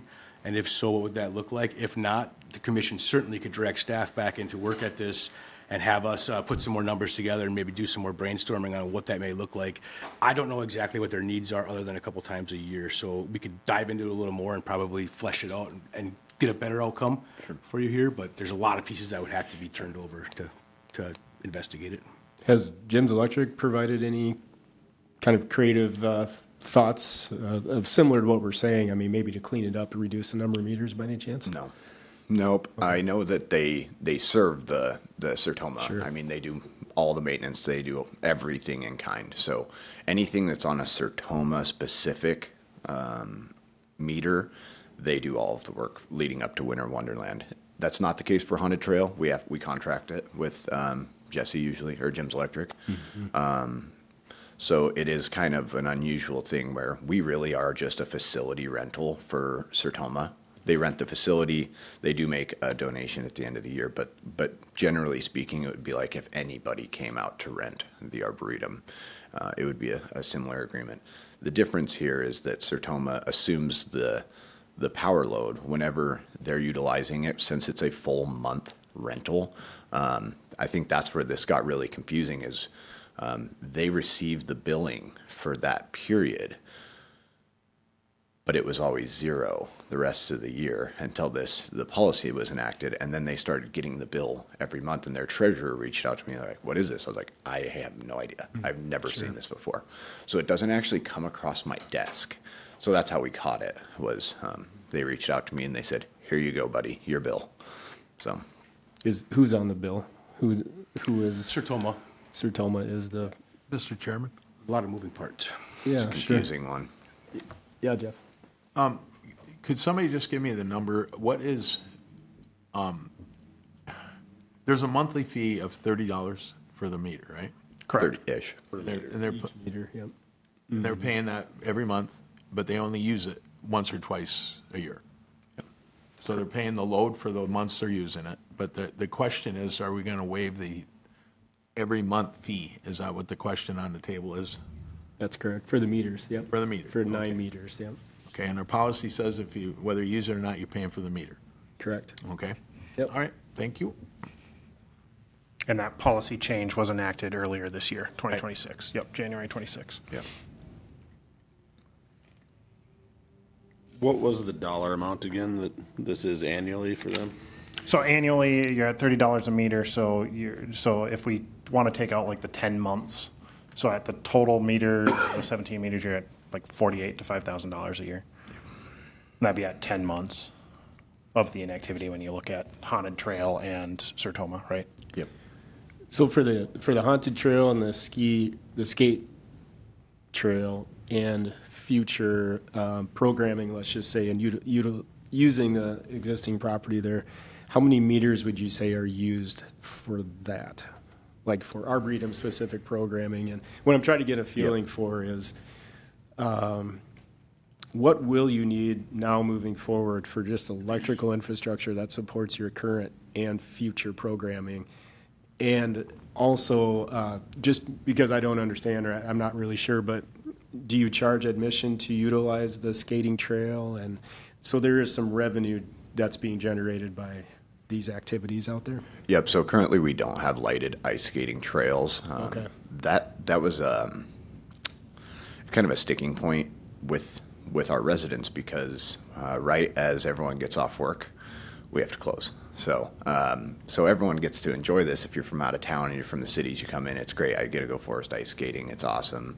But residents weren't able to use it. So we started crowdsourcing some funds to come up with the $55,000.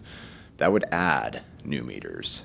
So currently what we're looking at is we have, if I counted correctly, there were 16 line items on the initial one we looked at. I think Jesse had us adding 5 to 7 more meters. That would also expand our operations from inactivity of 10 months. It would probably reduce inactivity to 8 months. So when we look at when can we make ice, we can start making ice in November, but it's got to be like a foot thick. So we probably won't ever realistically open before December. And that's right when Sertoma starts their light display. So Thanksgiving is when they actually start it. But so Thanksgiving through, I think that goes through New Year's Eve. So that would be those 2 months. But we would like to, in the next 2 years, 3 years, extend our operating hours into January, February. Likely not March. It's just not very feasible to maintain ice at that time. But yeah, we would be looking at then having that 3-month operating in the winter and then the haunted trail. Yeah, and the reason I'm asking is just to try to get an understanding, I guess, of just your current programming, maybe your long-term vision, because that way I think we might know maybe the entire picture in terms of how to better serve electricity and power, and also maybe the infrastructure just needs to be done in a certain way that can be more economical and just maybe serve the property better. I don't know. Sure. That's my thought. I don't know if staff or other commission members have thoughts. Mr. Chairman, Yeah. I just want to nail this down. Sertoma is the one asking to be relieved of the monthly charge when they're not using it. Is that correct? And That's they have correct, yep. It's 1 meter? 9. They have 9 meters, $30 a month, times 9 months, or 10 months. $2,500. How much is the total? $2,500. That's the total for the year. Yep. At 9 months, what you just said, yep, or 10 months, yep. Okay, so they're the Winter Wonderland and the Halloween. They just do Winter Wonderland? Is That's that right? correct. Sertoma is only Winter Wonderland, Winter Wonderland. 1 month out of the year, Ish. maybe into the second month, yeah. Yeah. So they're looking at 9, okay. And we need 9 meters. That's the question that we've been kind of going over here. Do we want to somehow better calibrate or get a better system? Is that what one of the things Trent was referring to? I just asked the question just to be educated basically about what's out there and what would make the most sense to be out there, and maybe that could help address this issue long-term. Of course, if we were to do anything to make that more efficient, that's going to be dollars that we're spending to do that, correct? If we were to somehow, Correct. okay, we have no idea what that would entail. No, I mean, if we could get together and have maybe a long-range plan of where it would be and relook at, see, you know what, okay, some of this infrastructure is getting close to cable expectancy, we want to relay this out, how can we lay it out more future-proof than what it currently was? From my purview, what I can see or what it seems like happened there is just good ideas kept happening, they kept adding on. We want to do this over here, and we want to put a garden over here, and so these are great ideas for the community, and they just kept getting added to. There wasn't a lot of foresight at the time of, hey, where are we going to be in 25 years? It was, where are we going to be in 25 minutes? So it may be a holistic approach to relook at the entire property potentially of what the future might bring, and we could present some different ideas, and I can take a look at some cable ages in there and stuff to where if we're looking at cable replacements in spots, let's make sure it's in the right spot and for going forward. It's changed a lot over the years. I mean, my 18 years of being at the utility, I can tell you it's changed significantly in that time frame, and it's been a good project. But the other thing we're hearing from Mr. Pumia is that if this is not relieved, Saratoga is going to say no more Winter Wonderland. Is that what I heard you say? That's correct. And it's for $2,500. Yeah, it's a service club. Everybody, all service clubs in the state of Minnesota are struggling to find volunteers, find help, and their revenues from Sertoma Winter Wonderland have remained relatively flat while expenses continue to rise, and they're just not certain that it's not worth the squeeze at this point. In a lot of ways, they have other fundraising mechanisms that require a lot less staffing time and. Yeah, we've renewed a 1-year agreement with Sertoma Winter Wonderland as they try and figure out as a board of directors what they want to do moving forward. It's just a nice community asset, and I wouldn't like to be on the stand if it disappears. Dolly, you had? Well, I think we have too much to explore to make an exception to our policy. I'm not. When it's not fair for all, meaning all ratepayers, I struggle making an exception when really it could be a sponsorship, as as you had mentioned earlier. And I just feel that over the $2,700, there's too many unanswered questions of what possibly could be done out there. So at this time, I would actually I would just suggest that we not amend or make an exception at this time, and that we work with staff to explore some other options out there.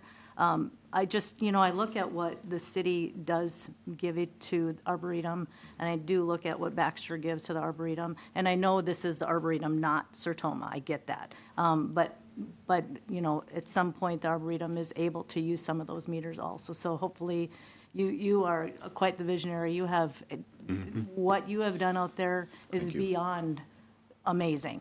I would not take anything from you on that one, but in this case, I feel like we'd be opening up some issues with other companies and other businesses if we started making exceptions to our policy. I agree. So that's where I'm at with it at this time.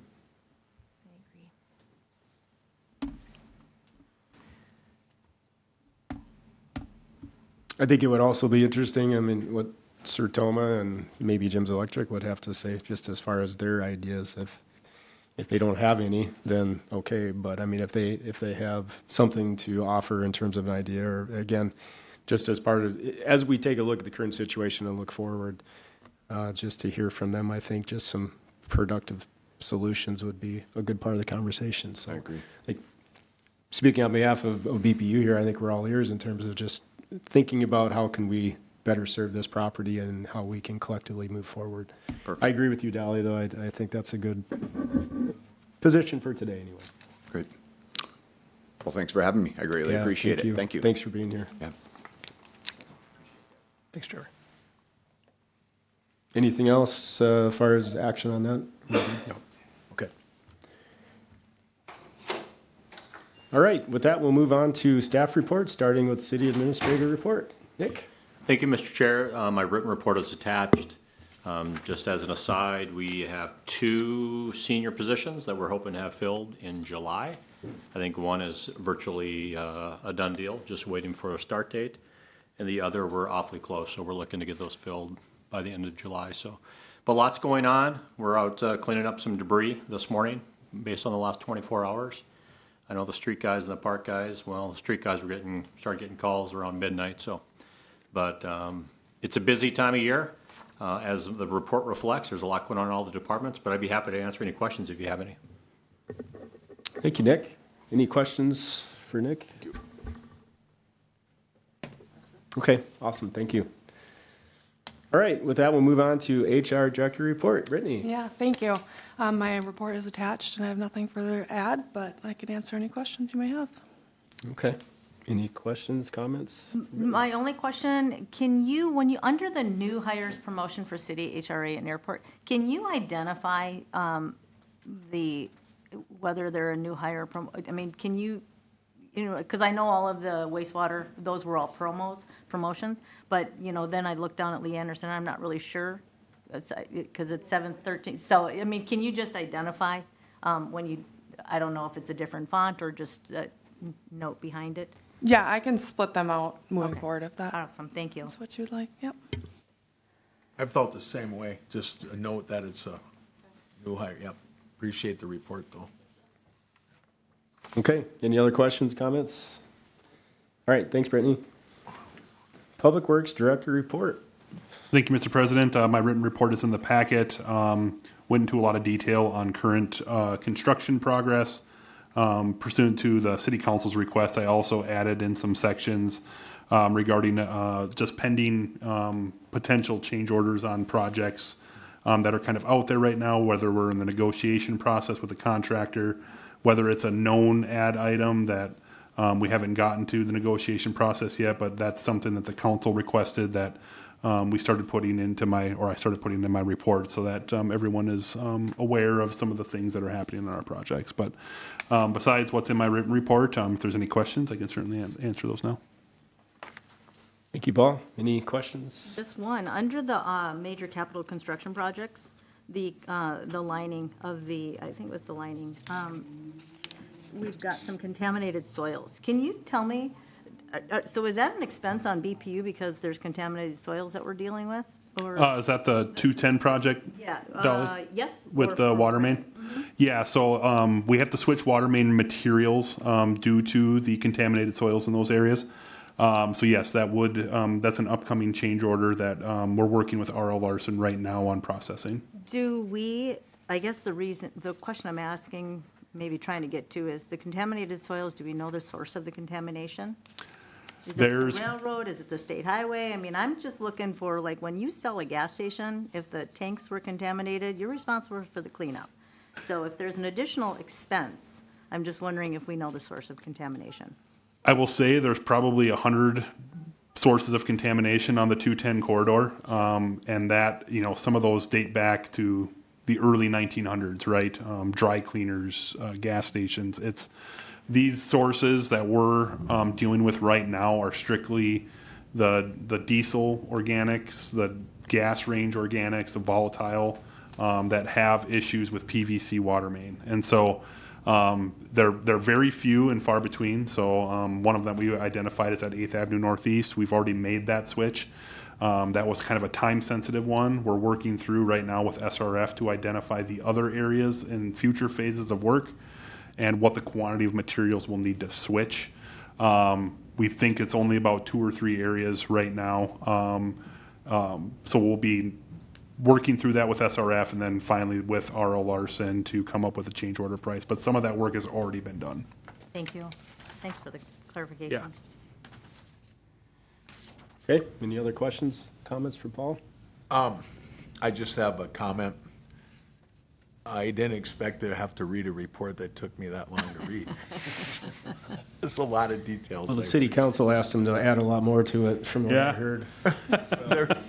That's packed. That is like, what, 9 pages there? It's, yeah, a lot of stuff. There's a lot happening. I'll put it that way, Jeff. I would agree. Thank you very much. I'm sorry, Mr. Chair, I do have one more question. So under item 7, is it 7? Yeah, gosh, it's on page 101. 70. Yep. I'm wondering, because can we request or make a request, or can we talk about making a request back to city council to reconsider removing the contingency on the Roberts property for development? Because this is in our well protection area, and I think it was after the fact that this contingency was put on after it was purchased, and so we couldn't pursue grant funds because it potentially could have been developed. Is it too late to pursue grant funds? Or I guess my question is again, we purchase it for our wellhead protection area, and then we look at future development. Doesn't seem to make any sense. So it is too late to pursue grant funds. So that was when we had the request for the purchase, that we were not able to pursue grant funds. If there was any development that would have to happen, we can't just transfer the property because it was purchased for wellhead protection. So we can't just transfer the property from an accounting standpoint. Legally, I think we could, but from an accounting standpoint, the property would have to be purchased before any development were to happen. So those funds would have to come from another city department. If that makes sense. It does. I mean, so what you're saying is, in the event there development were to ever happen, then there would be a payment there. But again, it doesn't make any sense to develop property when we're looking at trying to preserve with what's there currently. So, I mean, maybe it's a moot subject. I don't know, but it always kind of just rubbed me a little bit different. I guess I'm not aware of any development planned coming. When we talked to Community Development Director Kramvik, he was kind of under the same impression that it's not developable. All right, thank you. All right, thank you, Paul. Move on to Trent, Electric Director Report. Thank you. I'll just add to Nick's earlier comments. It's been a long day, long night. We had significant storm come through the Brainerd Lakes area last night, which I know you're all aware of. Very proud of our system, very proud of what our commissions allowed us to do and to keep the lights on. Some of you may have noticed some blinking lights. We only had about 22 sustained outages through that event. We had lots of operating, a lot of equipment doing things, lots of alarms coming in, but that's all what that's supposed to do. So when you see your lights blinked once, twice, that's good. If it does a third time, they're going to go out and they're going to stay out until we get there to fix it. So when you see some of that stuff happening, know and be proud that that's your equipment you invested in doing what it's supposed to be doing. So we got 4 guys on sleep time today. I appreciate their efforts through the night last night. They worked through the night all night. And it's pretty not great conditions. We've been through this before, and we'll have worse to come. But I just wanted to mention that. Proud to be a part of it. Thank you. Yeah, thank you, Trent. Extend our thanks to those folks as well. Any questions for Trent? Comments? I have one under the large load development. I think there's enough information out there now with data centers. I think can we ask to maybe look and reevaluate our cost, our charges on these large load? I mean, I know we're going to be coming up into July when we do this, but I think there's probably enough information out there nationwide to be able to see whether or not we're in line with our charges. Can we look at doing that? Absolutely. Awesome. Okay, thank you. Great question, Dolly. I think that's a great thing to be prepared. Thanks for the pictures and graphs, Trent. That helps. You too, Charlie. All right. Anything else for Trent? Okay, thank you, Trent. Charlie. Water, wastewater. Report as submitted, and I can take any questions. A few things. One, we fought hard and she interviewed very well, and I'd like to introduce you to Kaylin Peterson. She's our environmental engineer, senior, going to be at SDSU. Okay, sorry. Wait a minute, what's the clarification? NDSU. NDSU. That's a bad one, Charlie. That's bad. That's better. I'm waiting. Charlie. So NDSU, she's an environmental engineer. She's going to be a senior this year, so I'd like to introduce you.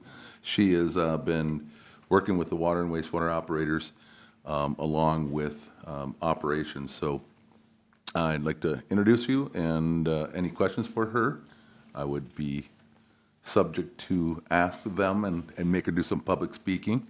So Did you say SCSU or SDSU? NDSU, No, sorry. but what your faux pas was, you said I'm sorry. He's so that's a South Dakota State. so there's a rivalry there. So That's why there's a chair in between them. right, it was just brought up. Don't make me throw up. Poor Charlie.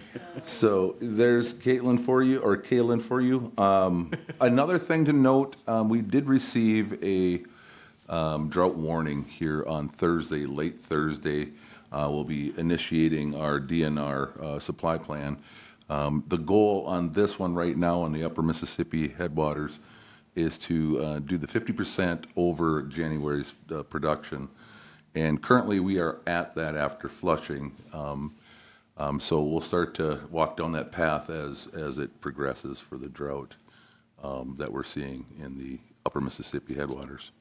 Charlie, I'm glad you brought that up. I did receive a question from a customer regarding, is there going to be a ban or just discouraging irrigating lawns? And, so when does that happen? What can we anticipate as a BPU customer? Yes, what the management meeting tomorrow, we'll kind of discuss it when we engage our plan.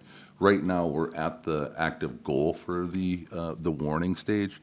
But we'll start to open that up and work towards the notifications and flyers to go out and let everybody know. But we'll start engaging that tomorrow, I'd imagine, at our management meeting. How did those notifications go out to BPU customers again? Through mailings, through websites, through media, paper, even potentially. Okay. We'll kind of set that path. Right now, we're kind of just walking down it and looking at our plan. Another note is they're only good for 10 years. This one, the water supply plan, was developed in 17, so we're on in that corner. We have to update our water use supply plan for the public water supply, so we'll start that too. Okay, thank you. Any questions, comments for Charlie? Anything else that you had? No, sorry for the inconvenience on NDSU. I was just looking at Morgan, which is a big thing for him. We listen to what you mean, not what you say, Charlie. Don't worry about it. Right. Sorry, Kaylin. Sorry. We got you covered. She's a fantastic person. Pleasure to be with. Yeah, thanks for being on board. Nice to meet you. All right, Finance Manager report. Thank you, Mr. President. Got a couple more items than what's in my report. One, I want to welcome Heidi Gansey for the business office supervisor role. She started last week, came back for a second week, so we're really excited to have her. I want to say thank you to all the staff for being welcoming and assisting her as she gets onboarded here before Jana's retirement. Second thing, as you look through the budgeted information and the financial data in the financial statements, we are working on getting 26 caught up to date. We've kind of put that on pause, getting the cost of service studies out the door and with the audit. As you look at the budget to actual that was included in your packet, the $4 million surplus is misleading because we typically show a surplus this time of year, and then as construction season goes down, it drastically decreases. So don't think we have $4 million in cash sitting there. We do not, I can assure you. And we're working through that. And with that, that is the information I have additional to the packet, but I'll answer any questions. Well, thank you for ending on that note.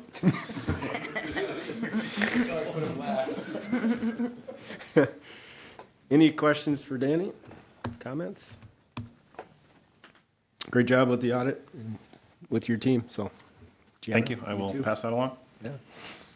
Okay, thank you very much. Commission member, council liaison reports. Jeff, we'll start with you. Thank you. Happy Happy Independence Day coming up. You know what I mean. Anyway, thank you, everybody. I hope you have a great 4th Independence Day, and that's all I got. Okay, likewise, Jeff, you too. All right, you're next. Likewise, I hope everybody has a great weekend and just kind of remember why we celebrate the 4th and our independence. And I thank everybody that has fought and continues to fight for our freedoms. Thank you. Well put. Dolly. Definitely well put. Yes, I'll make it quick. I know Corey just looked over and said, oh, nope, I got too much. But I do want to ask.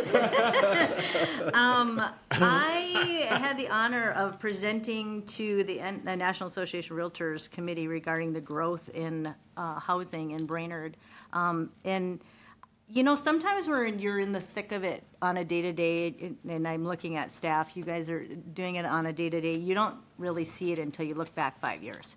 And it started with the housing study. And it brought together city and county administrators and commissioners, as well as the Housing Authority, BPU. It brought together so many different people. But when I was able to present, we talked about the growth in Brainerd Oaks. We talked about Serene Pines, the other one, Northtown. And we talked about Country Manor. And we talked about even Trailhead, the kind of the design plan for that. And we talked about the need for infrastructure out to some of these places before they could even grow. So it was awesome, and I got really excited about what Brainerd's been doing over the last 5 years. But when you're in the thick of it and you're just doing it day to day, you don't really recognize your accomplishments. So kudos. But with that being said, I also got the opportunity to meet with Amy Klobuchar on a one-on-one, and it was interesting. We talked about the state hospital property, and she's like, I know your mayor, the guy who always wears shorts. I'm like, that'd be him. So anyway, I thought that was great. So that was a great discussion. It was a highlight. We got to meet Tina Smith also. So there was a lot of discussion around data centers and the ordinances around that, and that's why I made that request. And then the last thing I wanted to mention is that, Paul, your videos are fantastic. Your updates are wonderful. Keep it up. I think it's been great. So thank you for that. A lot going on. And happy 4th of July. I won't attempt it. Thank you, Dolly. That was awesome. Corey. I don't have as much as Dolly, so just reminder when you're out there with all the ACs cranking this weekend that BPU has to fix it on the 4th if something happens. So tone her down just a little bit. Yeah. Open your windows, maybe, right? Exactly. Well, thank you. Yeah, the only thing I have, I guess, is just again to compliment the efforts in being very proactive on all things. So thank you to BPU staff on just looking ahead and trying to position ourselves for success. That's what you've always done, and thank you for continuing to do that. All right, that's all I have. Motion to yes. Yeah. Dan. One item before you all adjourn. They're interacting on the issues from MMUA. That is typically an in-person session. They had to cancel the one in Grand Rapids in a makeup day, July 15th from 3 to 5 p.m. They're doing a Zoom call. If more than 2 of you want to be there, we have to have a special meeting. So if you're interested, you could adjourn to that meeting. And we could host a Zoom call at BPU if we want, or you could do it individually, but up to you. We can get you all registered if you would like. Well, maybe we should just do that just in case, and then we can all reach out to you independently if we want to attend. Okay. That works. That sounds good. So we will adjourn to a motion. Is there a motion to adjourn to the July 15th So moved. MMUA session? Okay. Motion. Is there a second? Motion and a second. All those in favor say aye. Aye. Those opposed, same sign. Motion adjourned. Jeff's almost out the door. We're done.